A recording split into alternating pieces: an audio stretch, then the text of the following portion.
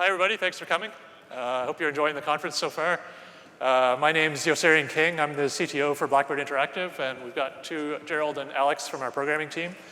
What we're going to talk about is a bunch of best practices we've discovered over the past couple of years for how to use Unity, particularly on large projects, but these should apply to any size of project. We've been editing slides as recently as about 45 seconds ago, so this is hot off the presses. Hopefully it all comes together. Here's a rough outline of what we're going to talk about. So we've got practices in the area of designing and coding, use of design patterns, in testing and debugging, how do you make use of the tools that come with Unity, what extra tools might you want to add, and then just some general things on project management around use of version control, project lifecycle, and things like that. We were trying to think of an angle to make this kind of interesting, and the best thing we could come up with was appealing to your sense of schadenfreude. Basically, literal translation is fail joy. People like to take delight in the misfortunes of others. So we'll share some of our misfortunes so that hopefully you can avoid them in your own projects. Quick disclaimer, we're all programmers, so this is going to be a little bit programmer-centric, but hopefully there's a little something for everyone. We use exclusively C#, so you're not going to see any JavaScript. And we're still on Unity 3.5. We've been messing around with version 4, but haven't upgraded our project yet. So some of these things might not apply 100%, but should be pretty good. First off, when I say large project, that means different things to different people. So I wanted to talk briefly about how large our project is, and you can kind of, adjust accordingly. So we've got about 3 gigs of total assets. Of those, about 58% are textures of different types. We've got way too many Unity scene files. Those text-based scene files get really big, and we're not very good about cleaning up our old ones, so that's kind of the problem there. For the programmers in the room, our C# code is that little teeny tiny yellow sliver that you can barely see there. So by file size, the programmers aren't doing a lot of work, but it looks a little better when we go to file count. 16,000 total files. Obviously, half of those are meta files because we're using external version control. And now we're seeing, the programmers are starting to catch up a bit. The artists are still apparently ahead of us, but anyway. We've got around 250,000 lines of code. About half of that is third-party from asset store plugins. So anyway, building games is hard. Hopefully these guidelines will help. They evolved over our development over the past couple of years. Our game changed a ton in that time. 2.5 years ago, we were a Facebook game. Our units literally did look pretty much like this. I wrote a shader that rendered the units. We've come on a long and winding journey since then. We're now a full 3D planet-scale RTS with a team of a couple dozen people, and we're focusing on PC, single-player, and multiplayer to start with. Your project may be bigger, it may be smaller, but hopefully you can take a little bit away from what we've learned. So, design and code.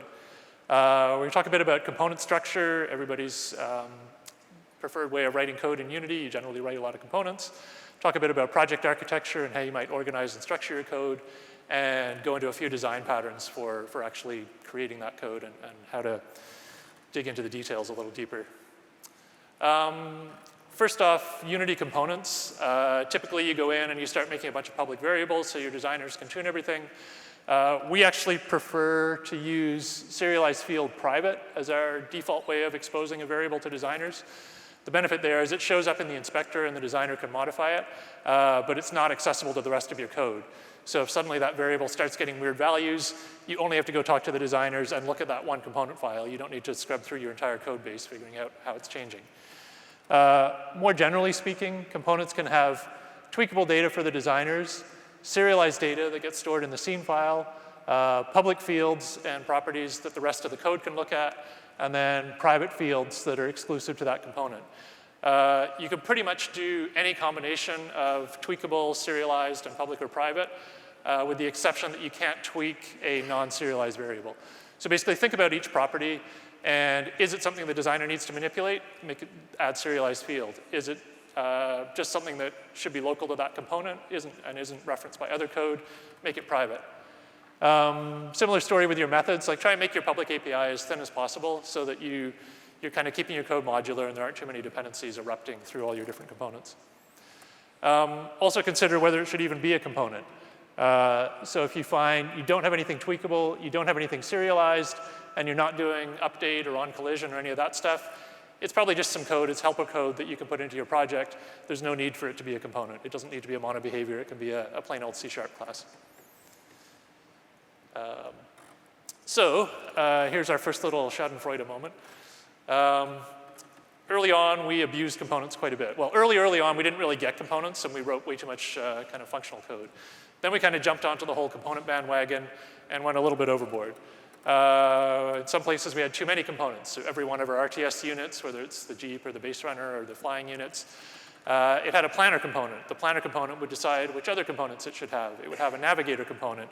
And there were different navigators for combat versus just driving to a destination. There was so the navigator would tell it where to go. The driver component would figure out how to get there. And it would steer left and right and put on the brakes. And then the dynamics component was the interaction with the ground. It was kind of the physics. And this was all kind of cool and sort of made sense, but it was really overboard to have that many different components on the game objects, especially when you start adding in the 3D model, the HUD stuff, the effects, and all the other things that make the units look good. So the units got really big and complicated. We also had troubles in some areas with not enough components. So the settings for the different units we stored basically in one giant array and shoved it in a prefab. So if you wanted to go modify the top speed of the base runner, you had to work on that one prefab, and no one else could tune, the attack radius of the Jeep or whatever. And there were also issues with indexing by an enum. If we added a new unit type, we'd have to go add a new array entry and make sure the values were all good. And it was kind of lots of contention over that file, and it was difficult to add new unit types. So fortunately, we learned, and we did a few things. We decoupled the AI quite a bit from Unity. So each unit still has a planner, a navigator, a driver, and a dynamics element, but we've got a much more lightweight behavior system within our AI. We've got each unit type is now a prefab, and it's got its settings just kind of sitting there nicely in the prefab. And that all looks like this, which you probably can't read. I can barely read it from here. But in a nutshell, there's a unit view, which is basically how the unit gets presented to Unity. It has a reference to an AI unit, which is where the unit attributes live for abilities in combat and how it dies, et cetera, et cetera. And then there's some stuff that ties it into Unity. So the tracked model controller is for units that follow along the ground. It's got a reference to a 3D model. There's a route renderer and a couple other things that kind of add to the visuals. But we tried to figure out how to structure things to make a nice balance between focus on the AI code and the behavior of the unit versus the appearance of the unit. Project architecture. Unity game code, just a bunch of components, right? This is kind of where we start when we first make our first Unity project. We've got all the different systems of Unity underneath, and we start just piling on component after component on top.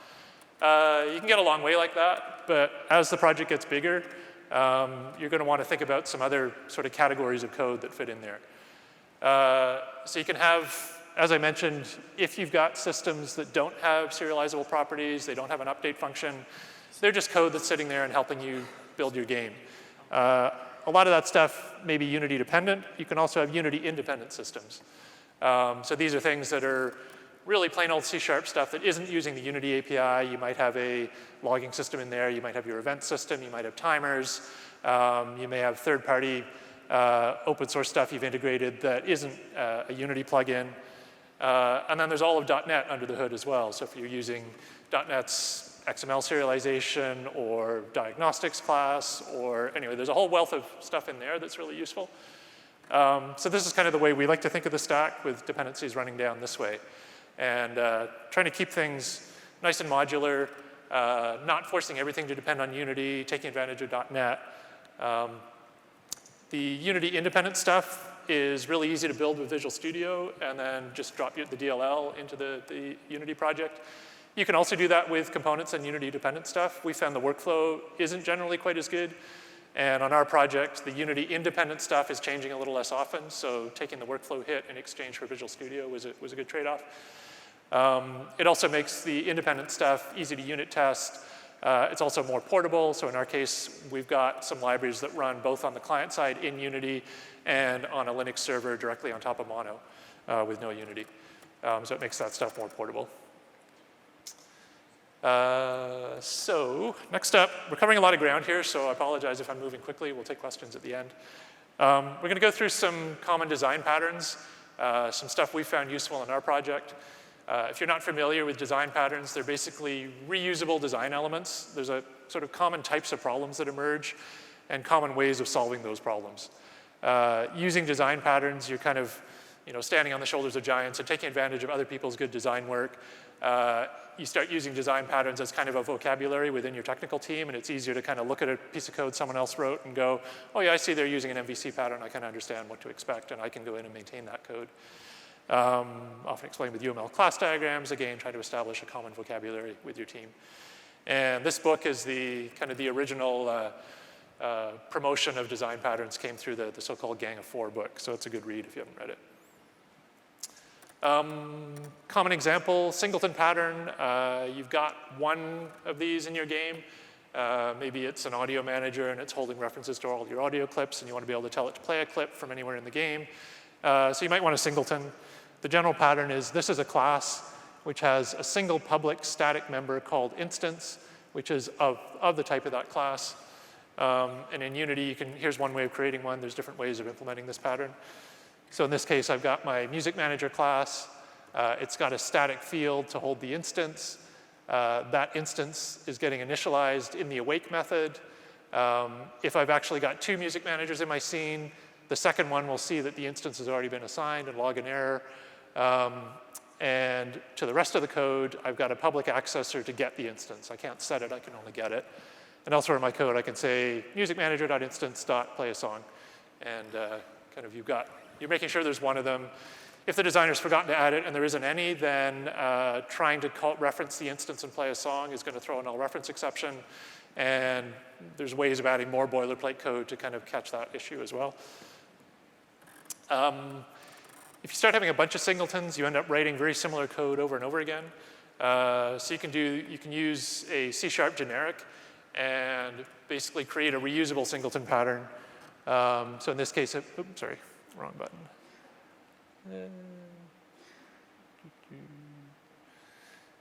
So it's a singleton component that takes a type as a parameter. You actually use it like this. So my music manager is now a singleton component of music manager. This looks slightly redundant, but it lets you, inside the template, make sure that your instance is of the right type. And then again, the usage in the rest of the code is still the same. It would be musicmanager.instance.playsong. The benefit now is I've written this code once, and I can reuse it as many times as I want.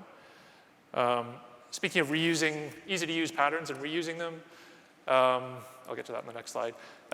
See, there's other variations. You could have non-component singletons, and there's slight variations on the template. If your singleton type has a default constructor, you can automatically construct it. We've got a pattern we call a must initialize singleton, which is a singleton that needs to know about other systems that are passed in at construction time. And so that thing needs to be initialized explicitly in some master script that you put at the top of your script execution order. A little more Schadenfreude. We made singletons really easy to create, and we've probably got way too many of them. So I searched through our mono-develop project. We've got like 48 singletons doing a whole bunch of crap ton of different stuff.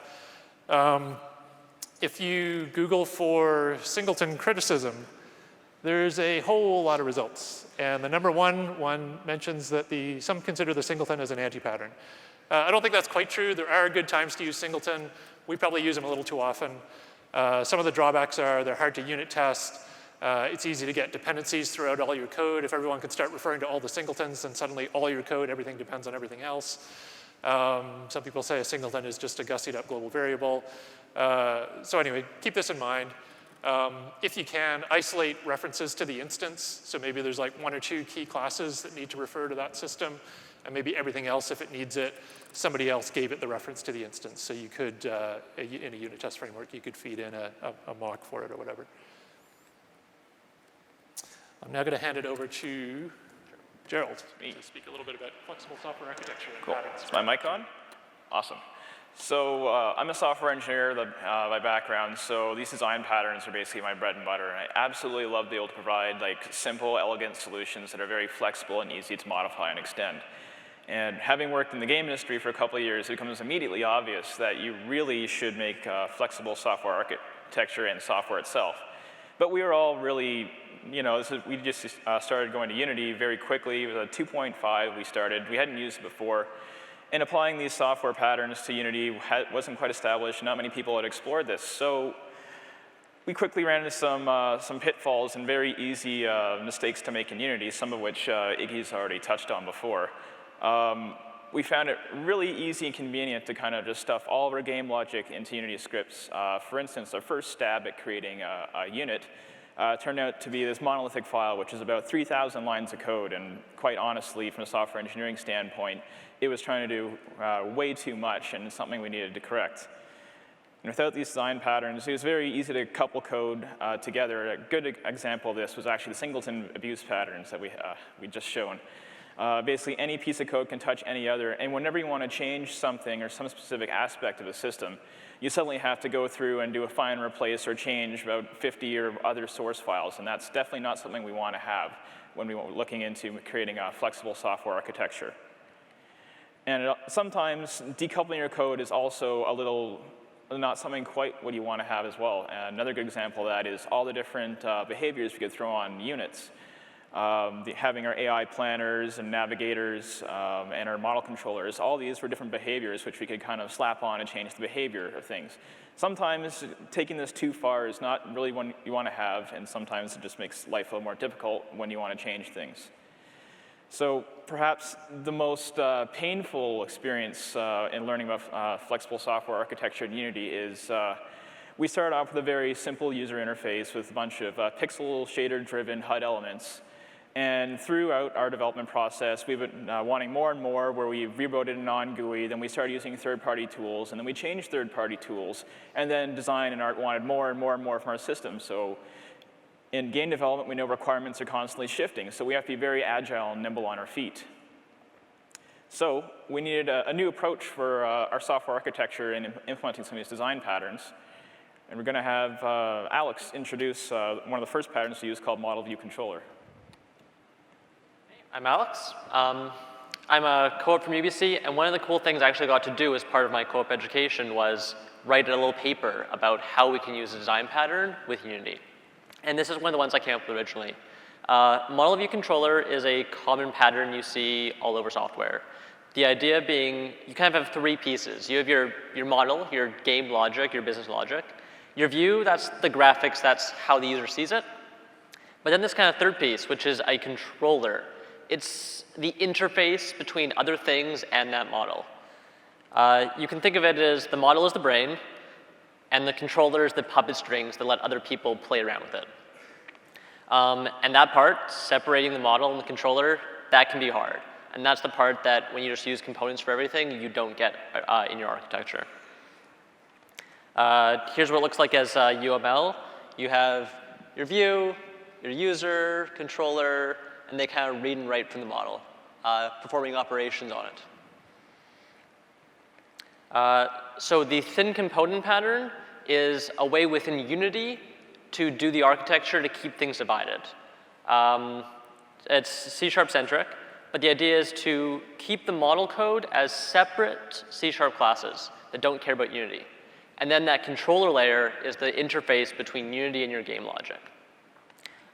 Then you can have like a very thin component that just has to deal with talking to Unity's on awake, on start, coroutine management, and all of your code that does not depend on Unity can live on its own. So a really simple example to give it to you, similar to something we have in our game, is our vehicle units. You know, they drive around, they shoot stuff. Dealing with like the sphere colliders, the triggers, on the unit for detecting range, that would be part of the controller. It's talking to Unity. But actually knowing how it's going to do its pathfinding, how it's going to do its driving logic, and how it handles combat. Those all can live in the model. And then a simple case of the triggers from hitting range will bubble down events, which then the model can handle and provide feedback. And here's another pattern that Gerald introduced to us. So now that Alex has introduced you to Model View Controller, I'm going to unfortunately complicate things a little bit more and show us how we kind of took this pattern and kind of extended it for our use in hardware Shipbreakers. So as Alex described to you, Model View Controller is three separate components, but we're actually in this pattern going to be inserting something called the ViewModel. And yeah, this was actually a pattern used by Microsoft in many enterprise development environments to describe the way of sharing information and presenting it on websites and other enterprise solutions. So I literally just ripped this off, and instead of a business logic, which I guess you could call it that because we are making money off of it, and actually calling it our game logic. So it works very similar to how the model view controller pattern, except we now have this view model shoved between the model and the view. What this is our model can be a pure C# code. It kind of can be completely Unity independent, and as Iggy described, it doesn't change a whole lot.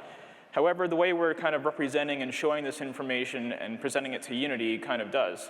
So our presentation logic, which are actually our mono behaviors, which live inside of Unity, actually have a reference to this model, and they kind of present it in a way to our user interface, which is very easy for us to change and extend and modify as our needs from art and design kind of change.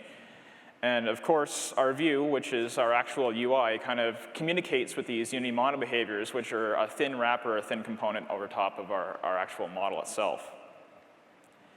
So we talk about how our software is flexible and how does adding an extra component in the mix make things simpler.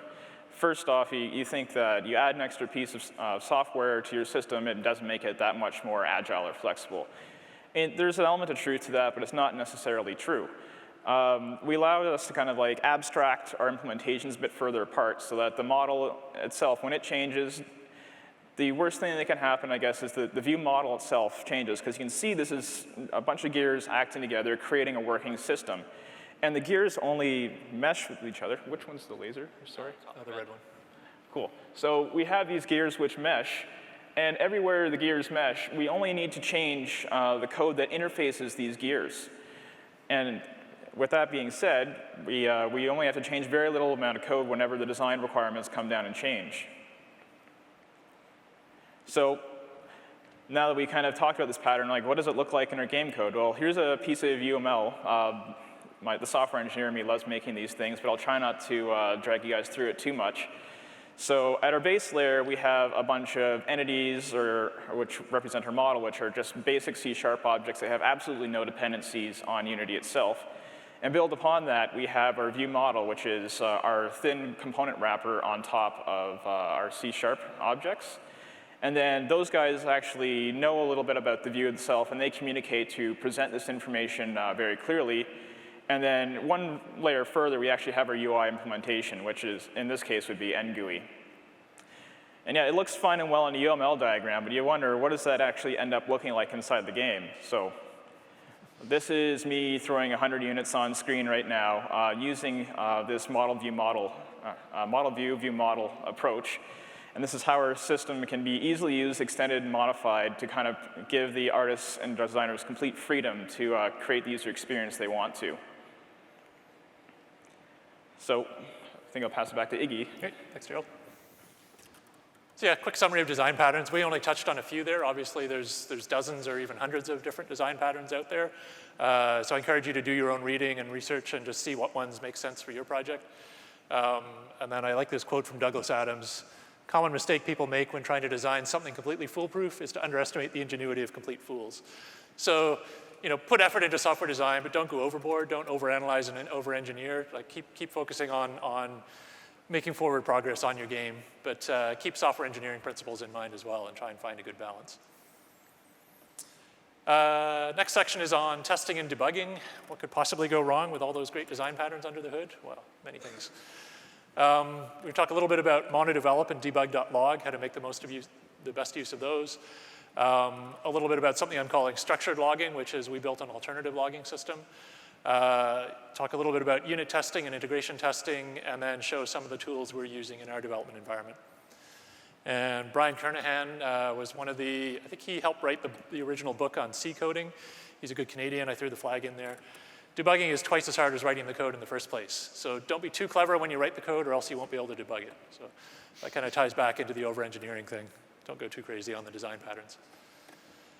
Monodevelop, we love it, we hate it, we use it, we pretty much have to, unless we're using Unity VS, which is probably a good option too. Monodevelop does seem a lot more stable these days than it did a couple years ago. So make sure you are taking best advantage of it. It's not just a glorified text editor, it's a lot more. If you haven't ever done it, go to the Run menu, go down to Attach to Process, and then you can attach to the editor. You can set breakpoints. You can step through code. You can inspect variables. You can see the call stack, all that good stuff that helps you understand what your program's doing and why it's not working properly. I find line-by-line debugging like that is good for stepping through complicated algorithms and trying to understand what's happening and figure out, oh, I'm leaving the loop one iteration early, that kind of thing.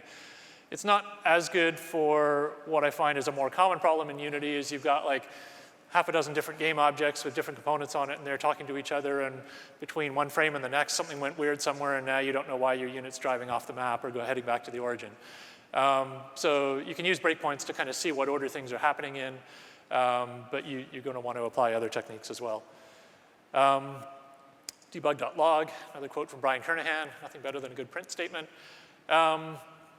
Just as an aside, when we do debug.logs, we generally follow this pattern. So put the name of the component that is reporting the error so you can see that in the console, and drop in a reference to this, which is the pointer to the instance of the component currently running, so that when you click on the message in the log, it'll highlight the game object in the inspector. So debug log, it's good for kind of confirming your assumptions about what's happening. So as you're debugging something, you might print out the values of some key variables. You can see what order things are happening in. So you've got those few components, and you're trying to figure out how they're communicating. You put each one of them is doing a print when it goes into on collision or whatever, and you can kind of see what order things are happening in. Also really good for slowing down your game.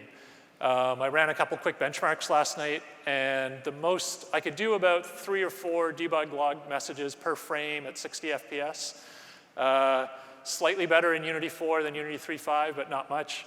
If I tried to do, I think I could, if I did 100 messages a frame, I'd drop to like, half a frame per second or something like that. So keep your console clean. Like basically don't, if you see an error or a warning, figure out the problem and solve it. Don't just let it sit there. When you're debugging, go ahead and sprinkle all the log messages you want, but you probably want to delete those before you commit your code back into the rest of the team. So I generally think of debug.log as kind of temporary code augmentation to track down problems while I'm working. And then I'll try and pull that stuff back out again before I commit. No spam. Sometimes, though, you do want spam. You want to get a lot of in-depth information about what a system is doing, and you want the ability to turn that information on and off. You might want to see that in a runtime build. It might just be in the editor. You may want to filter by, search for strings. You'd like to have multiple channels of output. You want different levels that you can filter by. So we wrote our own log control. The API is just log.info, log.message. It's very similar to debug.log. We've got different levels. Here I'm on the spew level. There's basically error, warning, info, debug, and spew. So spew is like the most you can possibly show. You can go ahead and commit spew messages because generally people aren't going to be looking at it with the spew turned on. There's also multiple channels. So here I'm looking at the gameplay channel. If you hit that drop down, there's a list of channels you can look at. And you have the option of looking at all channels. We can filter by string. If you turn this on, you can filter by a regular expression. So you can get pretty rich filtering of the output. And then indentation here kind of helps with flow. This particular spew is, we've got a mission editor. We call it the contract editor. And the designers are writing this kind of node-based script for things that happen in the game. So I put in a bunch of structured logging into the execution of those scripts because we don't really have a debugger for it. So this is kind of the next best thing to a debugger for the designers. It's a really detailed output of what's going on during those scripted missions. What else? Did you want to talk to this? Sure, I can take this one. So you use debug logging when you want to augment tracking down a particular problem. You still are going to have these error logs, though, things that you do not expect. The trick is you make that loud. Don't let people let that accumulate. So make it very apparent when critical errors occurred and show it off in your debug builds. It captures errors fast. It lets people playing, testing, notice it and not start getting confused of why the system is broken. It should be very apparent that it's in a broken state at this point and there's not much you can do except for track down that error. So in our game, we have this little guy that pops up. So whenever an error occurs in our runtime, this little picture of Gerald shows up to haunt and inform the user that we've had some critical exception and to stop trying to search for new bugs past this. There There is a hotkey to turn that off, but we haven't told the artists or designers what it is. Secret, they might read the talk. Quick note on unit testing. I'm not going to go super in-depth, but basically unit testing is a philosophy of testing components before you integrate them to the whole project. You try and test in isolation when there's sort of fewer moving parts and you can see that things are working. NUnit is a standard C# unit testing framework. It's actually integrated with MonoDevelop, and as long as you don't call Unity, you can unit test all you like in MonoDevelop. The trouble is, as soon as you call Unity, the engine isn't there, so you can't run it inside of MonoDevelop. Same thing with trying to run the external NUnit GUI. I did a test a while ago, and it is possible to take the NUnit core framework and write a new test harness and test runner that runs inside Unity. It was kind of a fun little side project, and I didn't take it to full completion, but it would be possible if someone wants to put the work into that. There's probably something on the asset store already that does it. Unit testing is a big topic. It could be its own whole presentation. A nice little trick we do use for unit testing is using context menus on components. So if you use this context menu attribute and you put a text string in there, this method now becomes something you can call from the inspector. So having put in that markup, I've now got this menu on my component with the little attack thing. When I click that button, it'll go and run this piece of code. In this case, what I've done is I've got some crazy complicated bit of math. I'm not sure if it's working right. And I can have this sort of context menu that picks some sample values, feeds them into my complex math, and then prints out the results. This is great for quick iteration because I don't even need to run the game. I can just be in editor mode. I haven't pushed play, and I just start running my code. So again, if you've got some nice, simple little contained algorithm, this is a nice way to quickly get the programmer to there without waiting for your game to load and your level to load and somebody to get attacked and all that stuff. So it's a handy little trick. Quick Schadenfreude moment. Unit testing is great and everything, but we don't really do it that much. Seems like a good idea. We always think we should do more, and we never quite get there. So we use the context menu trick, but we don't really do unit testing. Our server team, they're a little more diligent about it. So that stuff, we do have unit tests, but inside Unity, not so much. Integration testing. So you've tested the elements in isolation. Now you want to put the whole pile together and make sure it all works as one. It's great if you can leverage any kind of mission system or scripting system that you're using to create your game to automate integration tests. So in our case, we've got this thing called a contract editor, which is a bit of a beast in itself. This is the node-based scripting system that our designers use. But we had the bright idea that we could actually script out sequences that would just test certain features or test new things that we're adding, or run smoke tests of the game and make sure we haven't broken an old system with new code. So we've actually got a whole suite of unit tests that go through, and this particular one is a pretty old one. It's moving the BR. BR is base runner around where we work. Move the base runner to an outpost. I think that is the set waypoint action. Wait for a cell event. Basically, our base runner is going to drive to the outpost, drop off some stuff, and we're going to make sure that all the systems work through that process. And so we can automate this. We can run it in a monitored build by our QA team, or did we try it in a headless build? Yeah, we actually got working. So it can actually work in a headless build. We could do this fully automated as part of our continuous build process and capture the logs from that and make sure the results are what we're expecting. So that's testing. Next, we're going to talk about profiling and analysis, kind of trying to understand, instrument your game so that you can understand what's going on under the hood. If you're using Unity Pro, you've got this nice built-in profiler. Gerald, we need to talk about the minimap. Basically, this is great. It gives you a lot of information, but it really gives you per frame profile information. Sometimes you want longer running profile information. So we wrote this little thing called a timekeeper that can keep track of stuff that have like long running timers, and they can overlap or run serial one after the other. In this case, we're profiling our loading time. It takes much longer than we'd like to get into the game. So we built this little timekeeper that can go in, and we can see for each portion of the loading process how long is each taking. I've hovered the mouse here, and I can see that loading up the post-login scenes, which is an additive load of a bunch more levels, is taking 8 seconds. You know, maybe that's OK, maybe it isn't. There's also a tabular view. I think if I turn off timeline, it goes into a table-based view, and I can see the actual numbers.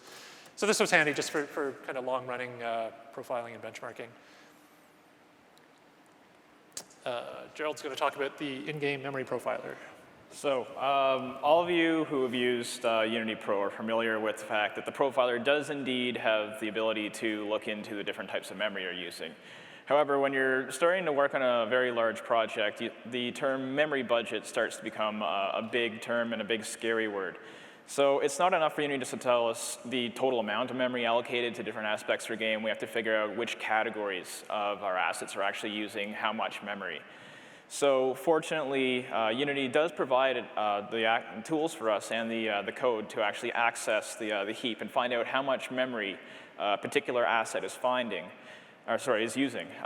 So we are able to query within our game how many assets of a specific type there are, like how many units there are, what models they're using, and we can kind of do a running tally of the amount of memory each asset is using by using this profiler API. So as you can see, this is what it looks like inside of our game. And it's all real-time graphed. You can export the CSV. You can do an instantaneous dump of all the assets in memory, what their names are, what their types are, how much memory they're using. And we use this to kind of see in the progression of any particular gameplay session, how much memory and how many of these assets for each category and type are active at any given moment. This is great because then we can kind of figure out what are worst case scenarios, how do we kind of figure out the amount of RAM our minimum spec system is going to use, and when things go really far out of control, we can kind of figure out, okay, well, what was the case? What was happening when our memory suddenly shot up to 2 gigabytes of allocation out of absolutely nowhere? We can tell exactly which assets were consuming that memory at any given moment. And in addition to that, we can kind of see the categories. And probably the worst one on there is actually the effects. We have a lot of different effects emitters in our game. We have maybe 1,000 or so active at any given moment in a very large-scale battle. And profiling that is actually kind of interesting, but that's a whole other talk in itself. So yeah, with this tool, any producer or designer or artist can kind of go through and at a glance figure out where we stand with our memory and our budgets and our different categories.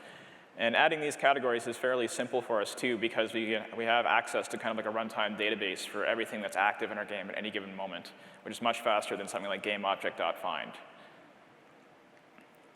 So Iggy talked about our Jitterbug.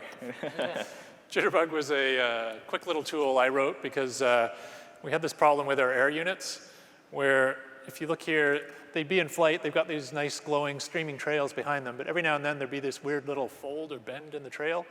They'd be kind of glitching around a bit, and you'd see the unit itself would jitter as well, and then it would leave this weird trail. So Jitterbug was this thing I wrote to track down the jitterbug, as we called it. What I'm doing here is live graphing the X, Z, and Y rotation of a particular game object that happens to be one of the air units. This crazy string here is the game object name, which was an auto-generated GUID at the time we instantiated the air unit, so that's not important. But what you can see is the rotation is pretty smooth, but the X and Z have these little spikes in them. There's another button up here. If I click that, it turns on a frame rate overlay. And what was quickly apparent was that anytime we had a little hitch in our frame rate, then the air units were jiggling way more than they should just due to the frame rate change itself. And it turned out we had some math in there that was making certain assumptions about how often and how regularly it was being called, and that was falling apart. So this tool was a really nice way to kind of graphically see correlations between different values and kind of get some intuitions onto what might be happening under the hood. And so by application of the tool, poking through the math and gradually figuring stuff out, we got the air units to fly nice and smoothly. So that was it for some of the tools we've got. Next, we're going to say a little bit about just kind of project management generally. This is kind of a big project going on. There's a bunch of logistical stuff happening. You've got supply units coming in. A couple small fires, they kind of look under control. This one you might want to pay some attention to. This is kind of what game development's like. There's a lot of shit going on. Some of it's working, some of it isn't, and you're trying to keep a healthy forward momentum to the project, pay attention to the fires, hopefully not start too many, and kind of keep things moving. We're just going to touch on a few things here. We're not going to cover all of project management by any means. Say a little bit about how to organize your assets to kind of make your project a bit more manageable and understandable. Talk a little bit about some version control practices, and say a bit about project lifecycle. So folder layout, getting this set up early on in your project. For anyone who's done a number of different Unity projects, this is kind of old hat. You probably got your favorite techniques that you use. This is what we do. So we've got our game project. We like to have a Unity folder under that so that all the Unity stuff goes in there. And then if we want other folders for documentation or whatever, it's not relevant to Unity, that can go in another folder under the game project, but outside of Unity's domain. Inside Unity, there's the assets folder that you have to have. We separate code and content. And then under code, we've got an editor folder, the game code, test code. We segment art by kind of art type. And then below each of these top-level ones, it's kind of up to the teams how they want to structure things and keep things organized. But having a top-level framework helps your team get up and running quickly on a new project. If you bring somebody in, you can explain it to them, and they'll fairly quickly get oriented and understand how to find stuff. So not a huge thing, just something to kind of set a standard around for your studio. Version control, there's a bunch of good habits. I'm sure most people are using version control, so I won't dwell on this. Commit your work regularly, but don't break the build. Use version control for your backups. Don't have like texture 1, texture 2, or car version 3, Cody's remix.jpg or whatever. This is the one where you kind of have to educate your artists a little bit, because they in particular tend to like making many, many copies of things, so they're sure they don't lose it. And then it turns out the one that shipped was the one like sitting on their trough folder from last Tuesday. Anyway, it can get messy, so good to get everyone in a good place that way. Use the version control history to help track down bugs. So if you've got, Thursday you notice a problem with the air units and you're wondering when it happened, you can kind of binary search back through version control since things last worked, syncing to that stage in the project, trying to see when the bug got introduced. If you're using monodevelop and you're using Git, they're integrated really nicely. So there's this little blame tab. Normally you sit on the source tab and edit code. You can also go and see changes, which is what you've modified since you last updated from Git. And then blame actually gives you a line-by-line view on who changed what. So if I go in and I see this line, for some reason I'm checking, there's some special case when the goal type is idle, and I see that Gerald added that on a certain date, I can look at the changes, or I can just turn around and ask Gerald, hey, what was this line for? Why did we have to add that? It seems like it's causing this problem. So the blame tab is nice for kind of quickly seeing who changed what and when it happened. Again, if you were using, you search back to try and find that bug, and then you thought you saw the line, and then you can click on blame and see who added it, and kind of work things out from there. File contention. Alex was going to touch on this common problem. So a very common problem, since many people end up using very large scene files for a large amount of their data, you always have everyone wants to edit the master scene. Every single person needs their change in there, and they conflict, and they don't merge. So here's just a way we found a solution specifically for that scene file. The trick is, don't keep things in scenes. Use scenes, but have the data actually live somewhere else. So what you do is your scenes are just containers for prefabs, and then only check-ins and updates to the individual prefabs can be done modularly. This looks something like this in one of our UI scenes. The majority of the work that people need to update lives inside these prefab containers. So you can check out each one individually and not have to worry about file contention emerging. The other cool thing is I want to add something to that scene. You lock it for 2 minutes. You add an empty prefab, give it back. At that point, you can keep iterating on that prefab without having to interface with anyone else fighting for that file on the scene. Tiggy? Yeah. Somehow I got to talk about all the embarrassing moments. So I mentioned we're using Git. And artists work with a lot of binary files. And if you don't lock a binary file and 2 people edit it, it's generally not very easy to merge the changes. So we made our team use Git. I know, we're cruel. And we didn't have a file locking solution. So early on, we introduced this high-tech approach. We've got a hook on the wall with a labeled washer for the master scene. And if the washer is on the hook, that file is available. If it's on someone's desk, that file should be considered locked. This is also the security panel for our CEO's garage. This is back when we were still in the garage, so we were pretty low tech in those days. But we actually ended up with about a dozen washers for different files that people started stepping on a lot. There were a few scene files. There were a couple of important prefabs. This wasn't scalable, but it kind of got us a little further than we could have gotten otherwise. Of course, we did eventually get a nice high-tech solution. We took our washers and put them in Trello. This let us work remotely much better. It's still totally ghetto, but basically it was the same process. If the card is in the available list, it's available. If you want to lock it, pull it over, put your name on it. Again, still not super scalable, but it got us a little bit further. What we ended up doing in the end was bringing in Subversion for the art team and keeping Git for the code team. We really liked the branching and merging capabilities of Git, but we realized we couldn't make the artists live without file locking forever. So that was another reason for us to separate the code area and the content area. So the content folder is a Subversion repository, code is a Git repository, and actually it's not quite this clean. Shipbreakers is both a Git repository and a Subversion repository with ignore kept set up carefully so they all overlap and it mostly works.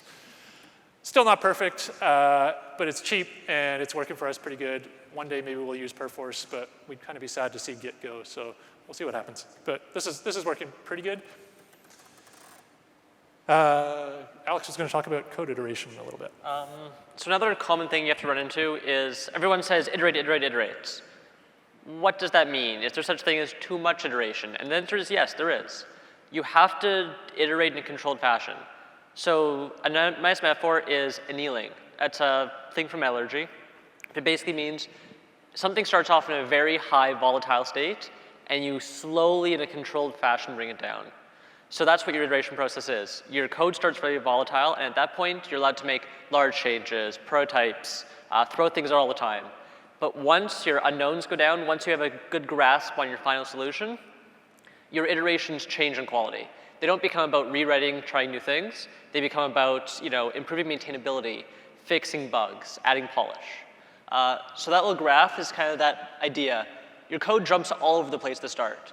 But as your volatility goes down, you slowly care more about getting up to this point of high code quality and not about trying out different solutions in your space. We used annealing with this project too. It annealed at about 11:25 this morning. I've got a little tip on when you're estimating your tasks. Multiply your estimates by pi. Works every time. I know, you're saying, what? But I've realized recently how to put this on a firm mathematical footing, so I'll just walk you through that quickly. So your producer comes to you, they've got a feature, they want to know how long it's going to take. You're like, so you want to get to here, I'm here right now, I've got a bunch of work to do, it'll take, d is the distance, 5 days, whatever, 1 week. However, you probably overlooked some stuff, you didn't really think about all the design time, you forgot that had to be deployed on 19 different platforms. The producer only told you about 3/4 of what he wanted. There's always some creep in there, and somehow that initial estimate is never quite right, and you probably underestimated the amount of work. So you've actually got kind of twice as much work as you really thought. So 2 times d. However, you don't always get there on a nice straight line. Your path is probably more like this. You're doing some discovery, you're prototyping a few things, you're trying out some stuff, that didn't work, you try something else. So you're kind of following this wavy path towards your goal. And if we pop that back, you see that's a circle. And we know how to compute the circumference of a circle. Pi times d. So there you go. It works every time.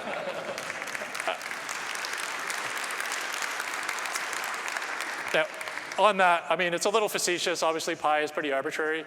But generally, think about when you make your original estimate, over time, think about how much longer things actually took and try and figure out what your multiplier is. If you're moderately disciplined about keeping some records about what you're doing, like don't go overboard with documentation and timekeeping, but try and find a lightweight way to get some metrics out of your process and figure out that when I think something's going to take a week, it actually takes a month.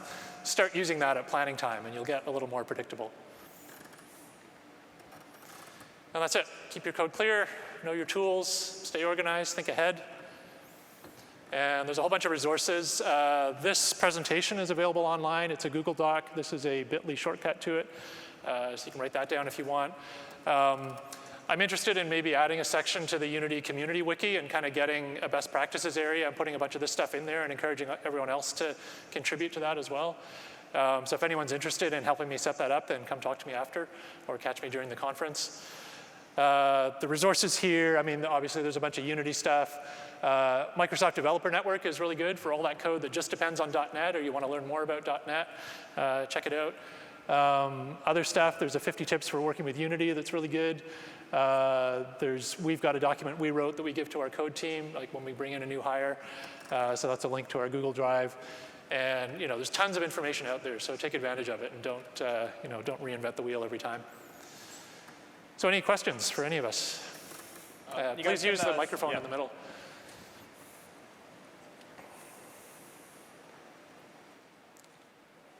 And not just questions, but if you guys have comments on stuff you do that you find has been helpful, as long as it's not too time-consuming, I'd love to hear that too. Yeah. I got a couple of questions on the topic of decoupling the model from Unity. The first one would be, how do you end up actually storing data?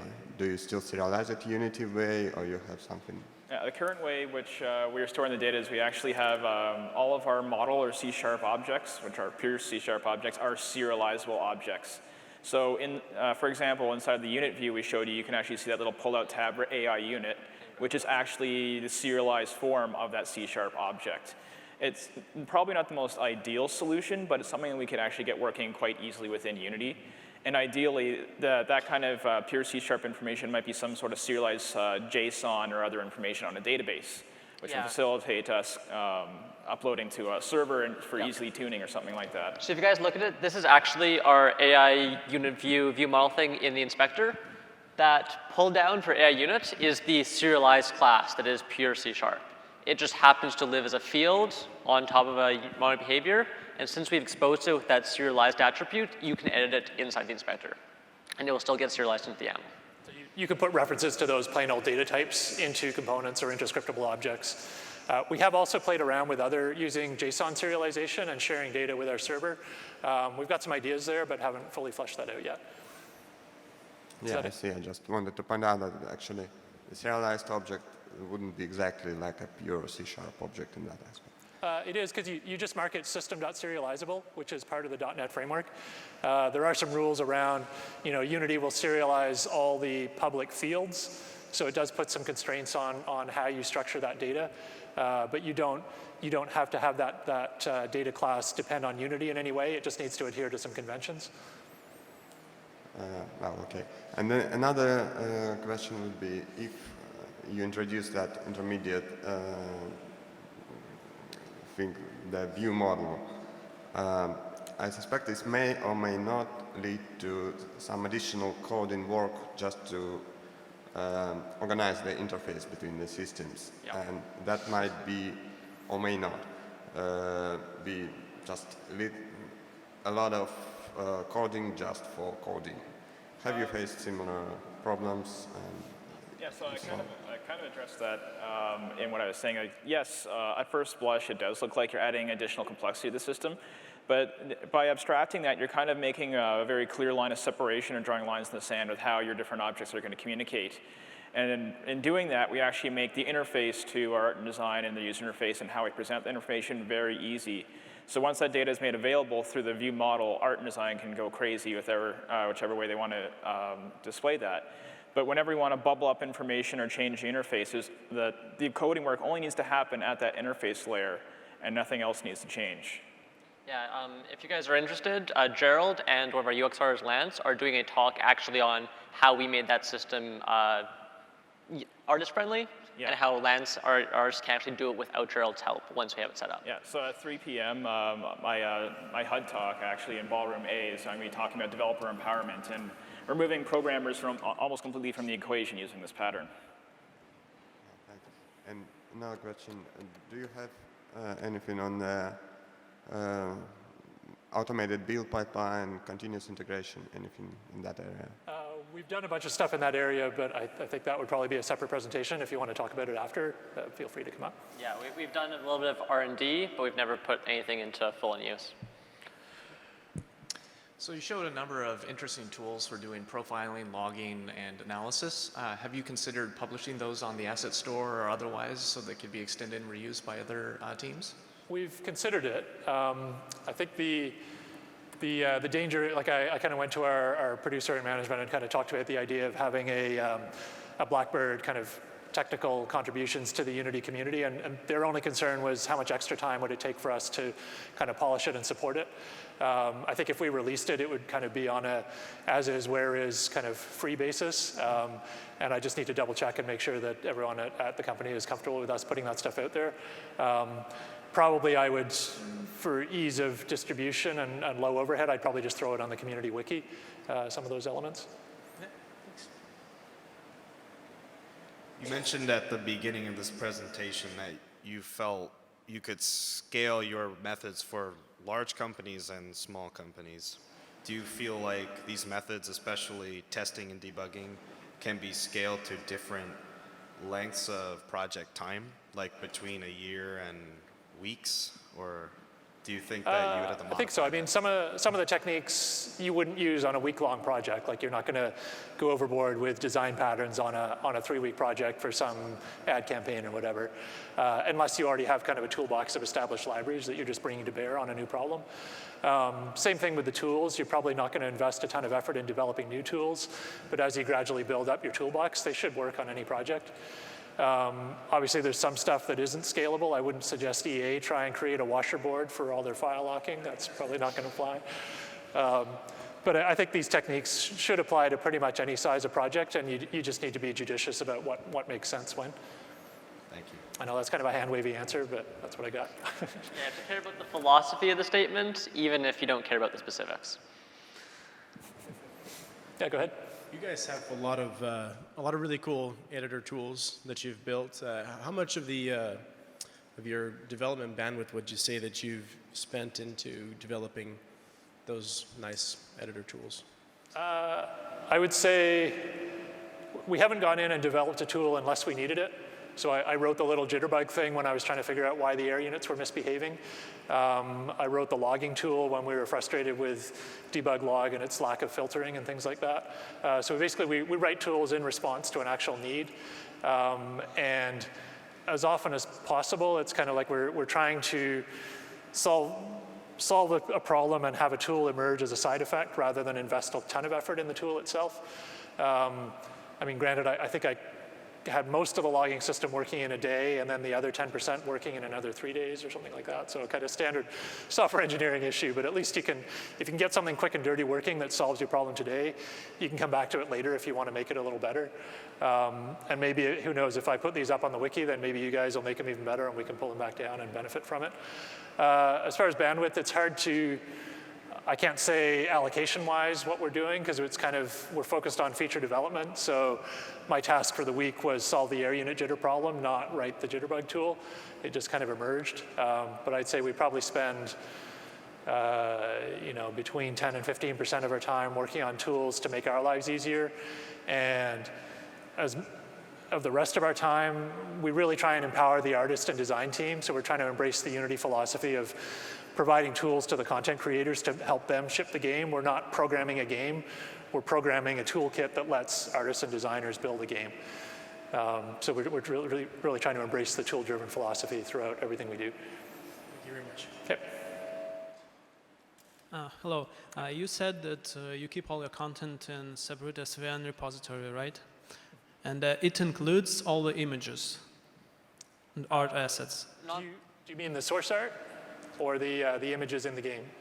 I mean, what exactly you store in this SVN repository? Like images for the game, like PNG files? Yeah, so it's all the Unity assets. So our de facto standard is PNG. A few JPEGs have slipped in. We don't put PSDs in the asset folder. So basically, it's all the game-ready assets that are ready to drop into the Unity importer.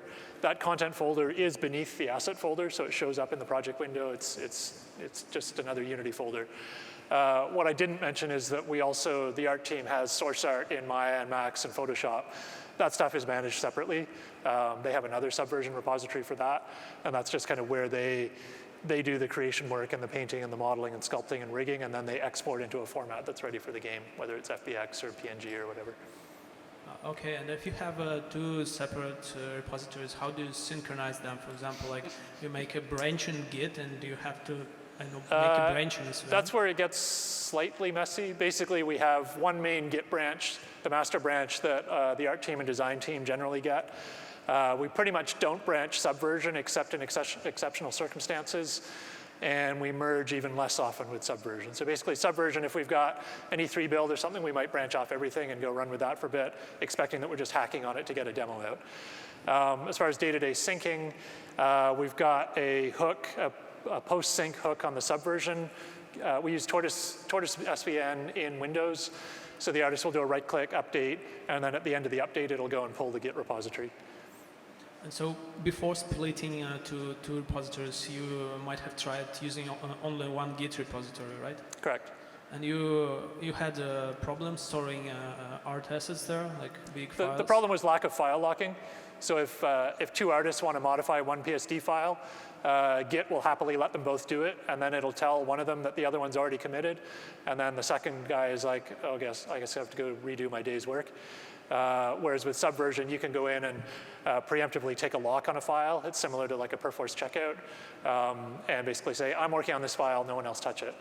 So locking is built into Subversion as opposed to us trying to do it as a process on the side with washers or Trello or whatever. All right, thank you. There definitely were a couple more little gotchas in getting them to work well in the file system. So if you guys are interested, come find us around and we'll show you the little like bad scripts and things we had to do to make them not kill each other. I see watches being glanced at, so maybe we'll take one more question, and then if there's more, you can come up afterwards. Okay, sorry, actually 2 questions, but if Okay. you don't mind. Kind of follow-on question on that one. Have you ever been in a situation where you had to worry about, version of the code matching the latest version of the assets?